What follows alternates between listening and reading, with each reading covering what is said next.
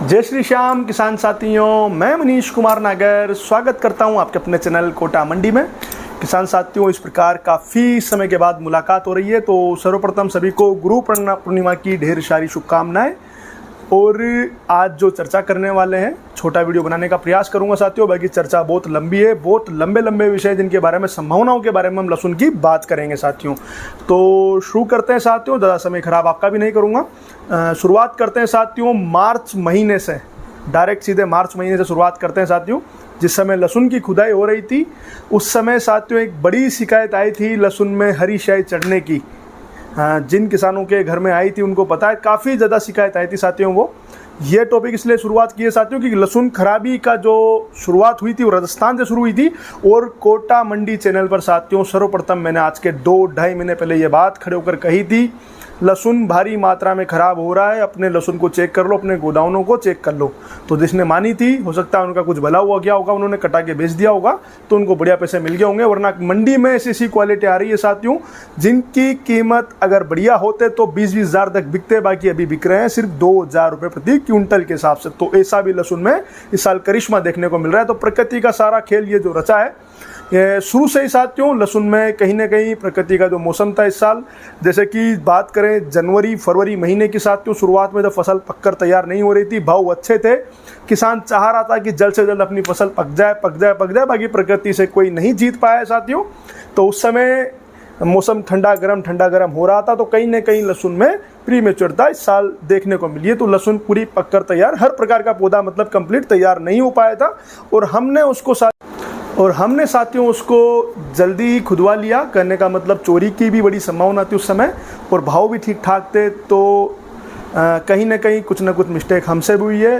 पूरे लहसुन को सूखने का समय हमने भी नहीं दिया और उसको जल्दी खुदवा लिया, और जल्द से जल्द बांध कर उसको घरों में लाकर डाल दिया। पूरी धूप भी नहीं लगाई इस साल, कहीं ना कहीं ये बड़ी समस्या थी। और किस्मत से प्रकृति ने दोबारा अपना जो रूप दिखाया।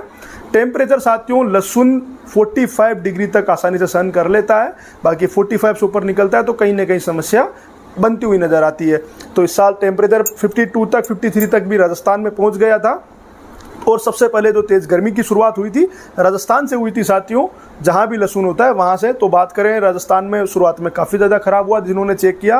कई किसान तो ऐसे हैं साथियों जिनके घर में 80% लहसुन भी खराब हुआ है, और कई किसान ऐसे भी हैं जिनके घर में आधा लहसुन भी खराब डैमेज हो चुका है। बाकी ओवरऑल डैमेज की बात करें साथियों, तो जो मेरा अनुमान है लगभग 20 से 35% के बीच साथियों, अनुमानित माने 30 से 35% लहसुन इस साल खराब देखने को मिला है, जो कि बाजारों में निरंतर बिक रहा है। 2 महीने से लगातार पंपिंग वाले माल, सेंटेड माल मंडियों में अभी भी आ रहे हैं साथियों। तो एक संभावना तो साथियों जो मैंने बताई है पुरानी जो निकली है कि क्या क्या घटित हुआ है लहसुन में और क्या क्या घटित हो सकता है, इसके बारे में हम चर्चा करने जा रहे हैं।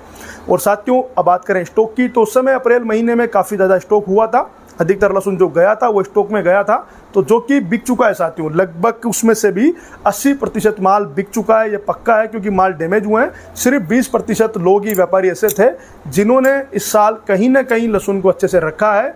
कई लोगों के घर में साथियों 1-1 लाख के कूलर लगे हुए हैं। ऐसे किसान भी हैं और ऐसे व्यापारी भी हैं जिनके घर में 17 कूलर चल रहे थे, फिर भी थोड़ा लहसुन उनके घर में डैमेज हुआ है। तो कहीं ना कहीं प्रकृति से कोई जीत नहीं पाया है। तो इस साल डैमेज की समस्या तो जो पूरा अनुमान था वो दिखाया मैंने। ओवरऑल बात करें लहसुन 30% डैमेज हमारे राजस्थान में, एमपी में, गुजरात में भी काफ़ी ज़्यादा गंभीर समस्या है, और मध्य प्रदेश में भी समस्या देखने को मिल रही है। और मध्य प्रदेश में तो काफ़ी ज़्यादा गीला बिक चुका था साथियों, लगभग 25-30% लहसुन गीला वहाँ पर बिका था साथियों। और अब की बात करें साथियों कितना लहसुन अब बचा हुआ है, तो इस बारे में भी बात करें साथियों, तो ये तो पक्का आप सभी को पता है 50% लहसुन तो क्रॉस कर चुका है, 50% लहसुन तो बिक चुका है। अब जो 50% लहसुन बचा है साथियों, क्या ये सच में है? बिल्कुल नहीं साथियों। इस साल पैदावार कम थी, हालांकि रकबा कुछ ज़्यादा था। रकबा पिछले वर्ष से मेरे अनुमानी साथियों 40% रकबा पिछले साल से साल ज़्यादा देखने को मिला था। तो 140% की बुआई थी जिसमें पैदावार कम निकली थी साथियों। तो कुल मिलाकर 40% पैदावार कम थी पिछले साल से। तो बराबर जितना लहसुन पिछले साल था उतना इस साल नज़र आ रहा था। बाकी कुछ खराबी और बिकने की जो स्पीड थी साथियों, अप्रैल मई के समय में कोटा भामाशाह मंडी में 40-45 हज़ार कट्टों की आवक थी। शुरुआत में मध्य प्रदेश में जब लहसुन की शुरुआत हुई साथियों, तो जनवरी के माह में भी मंडियों के गेट बंद हुए, फरवरी में मंडियों के गेट बंद हुए, तो बिकवाली बहुत शानदार हुई है इस साल। तो कहीं ना कहीं मुझे ऐसा लगता है ओवरऑल अगर राजस्थान में बात करें लहसुन की, तो मेरे हिसाब से 40 से 45% लहसुन और बचा हुआ है। और मध्य प्रदेश की जो मेरा आकलन है साथियों, जहां मेरी चर्चा हुई है, काफ़ी महत्वपूर्ण वीडियो है साथियों। हो सकता है मेरा समझाने का तरीका थोड़ा अलग हो, बाकी आप समझने का प्रयास कीजिएगा। मध्य प्रदेश में भी 35 से 40% से लहसुन ज़्यादा नहीं बचा हुआ, राजस्थान में 45% लहसुन बचा हुआ है, और गुजरात में भी भारी डैमेज। और बुआई गुजरात में साल 60% कम थी, 60% बुआई कम थी पिछले साल से भी, तो वहाँ तो सिर्फ खाने का ही लहसुन आप मान के चलिएगा। यूपी में भी कुछ बुआई कम थी साथियों। हालांकि हिमाचल में बुआई ज़्यादा थी, फसल बहुत बढ़िया हुई, डबल फसल हुई है, तो वहाँ का लहसुन खूब बिका है और खूब खाने में भी गया, और कुछ लोगों ने हिमाचल का लहसुन स्टॉक में भी काम लिया है साथियों।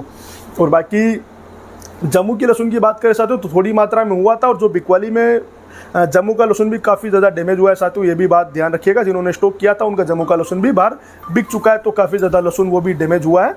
बाकी अब बात करें साथियों बाजार भाव की कैसी चल रही थी।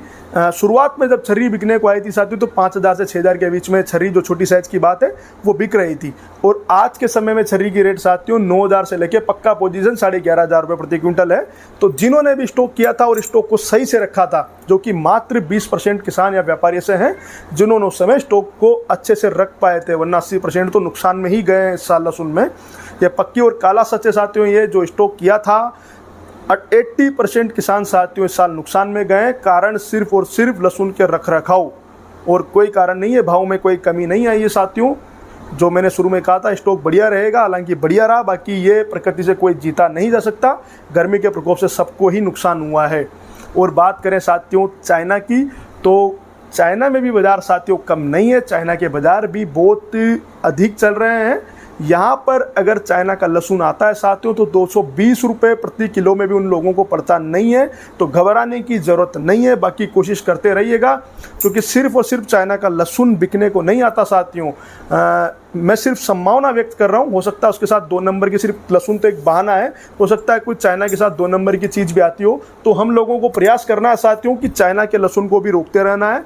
ये देश सेवा ही होगी एक प्रकार से, लहसुन की ही बात नहीं है साथियों। हो सकता है चाइना के लहसुन के नाम पर, चाइना का तो नाम ही खराब है साथियों, कोरोना आया, पता नहीं क्या क्या बीमारियां आई, और पता नहीं क्या क्या 2 नंबर की चीज़ें हमारे हिंदुस्तान में चाइना से आती है। ये सिर्फ लहसुन की बात नहीं है साथियों, जो भी इलेक्ट्रॉनिक्स आइटम है उनमें भी कहीं ना कहीं हमारे हिंदुस्तान के जो लोकल आदमी है वो मात खाते हैं। जो यहाँ की लोकल प्रोडक्शन कंपनियां वो वहाँ से मात खाती है, वो लोग सस्ते चाइना के सामान यूज़ करते हैं, और हम खुद भी उनका उपयोग भरपूर करते हैं साथियों। तो सिर्फ लहसुन की बात नहीं है, हमें जो लड़ाई लड़नी है साथियों, ये हर क्षेत्र में। आज हम लहसुन से संबंधित है, तो लहसुन का कितना दर्द हमें होता है जब चाइना का लहसुन यहाँ आता है। तो सोचिए साथियों, जब और फसल आती होगी और आइटम यहाँ आते होंगे, जब जो लोग उन लोगों उनके लिए मेहनत करते हैं, बनाते हैं काफ़ी मेहनत से, और हम लोग क्या करते हैं, सस्ते के चक्कर में चाइना का चीज़ खरीद कर अपने घरों में यूज़ करते हैं। तो कृपया करके ऐसा ना करें, कोशिश करें साथियों, 2 पैसे ज़्यादा लगेंगे, बाकी इंडिया का ही चीज़ यूज़ करने का आप लोग प्रयास करें। बाकी धीरे धीरे छूटेगी, सारी चीज़ें बंद नहीं हो सकती, मैं बिल्कुल इस चीज़ को जानता हूँ। बाकी थोड़ा थोड़ा प्रयास करेंगे तो ये चीज़ हो जाएगी। और साथियों बात करें आने वाला भविष्य कैसा है, तो ये 100% लिख के ले लीजिएगा साथियों, पूरी गारंटी के साथ में। भविष्य बहुत उज्जवल होने वाला है लहसुन का साथियों, डरने की कहीं से कहीं कोई बात नहीं है। अपने माल को बिल्कुल पकड़ के भी ना बैठे और पूरा भी ना बेचें, ये बिल्कुल सटीक बात है। ऑन रिकॉर्ड कर रहा हूँ साथियों, ये बात कोई नहीं कर पाएगा, बाकी मैं कह रहा हूँ इस साल लहसुन का भविष्य बहुत उज्जवल होने वाला है। कहीं से कहीं कोई डरने की बात नहीं है, सिर्फ एक लड़ाई लड़नी है साथियों चाइना की, जो हम लड़ते रहेंगे निरंतर। उसको बंद कराने के लिए ट्वीट भी करते रहेंगे, और अपने जो क्षेत्र के बड़े बड़े विधायक हैं, सांसद हैं, जहाँ भी जिसकी पहुँच है साथियों, वो पहुँच लगाए और अपने लेटर लिख लिख कर भेजें, ट्वीट करते रहें, सरकार को प्रयास करते रहें। बाकी इसकी हवाई भी ज़्यादा ना बनाने का प्रयास करें साथियों, क्योंकि जितना बाजार आने से नहीं गिर रहा उतना अफवाहों से गिरता है, तो उतना उसमें व्यापारी भी जाता है साथियों, डर के किसान भी मरता है। तो प्रयास निरंतर करते हैं, बाकी ज़्यादा अफवाहों पर ध्यान न दें। चाइना को इतना नहीं आ रहा है कि मार्केट को तोड़ देगा, क्रैश कर देगा। 220 में तो उनको पड़ता आएगा साथियों, यहाँ पे ओरिजिनल स्थिति में भी आएगा, तो 220 में तो बराबर की रेट है, क्योंकि चाइना में भी बाजार बहुत तेज हुए हैं। और बात करें साथियों डिहाइड्रेट गार्लिक की, तो इस साल बहुत अच्छा व्यवसाय डिहाइड्रेट गार्लिक में भी हुआ है हमारे देश से। 66 कंट्री में साथियों डिहाइड्रेट जो लहसुन है हमारा वो निर्यात हुआ है, वहाँ पर गया और उन लोगों को पसंद भी आया है। और डिहाइड्रेट गार्लिक की साथियों रेट भी बहुत बढ़िया है। 152-53 में साथियों व्यापार हो रहा है डिहाइड्रेट लहसुन का, जो कि बहुत अच्छी बात है। और आगे भी उम्मीद है डिहाइड्रेशन लहसुन साथियों यहाँ से भी 10-20 रुपये का जंप और ले सकता है।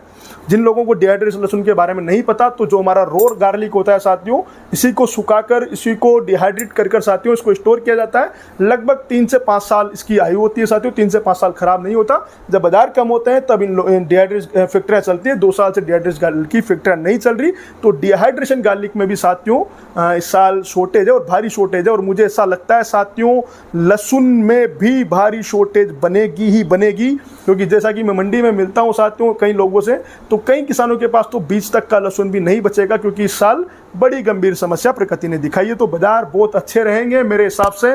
बाकी ये अच्छा कब होगा ये बाबा श्याम जाने, बस मैं अपनी संभावना व्यक्त कर रहा हूँ। बाकी आप अपना निर्णय खुद करिएगा साथियों। मैंने पूरी संभावना इस वीडियो में व्यक्त की है, ये नहीं कहा कि क्या भाव बिकेगा क्या भाव नहीं बिकेगा।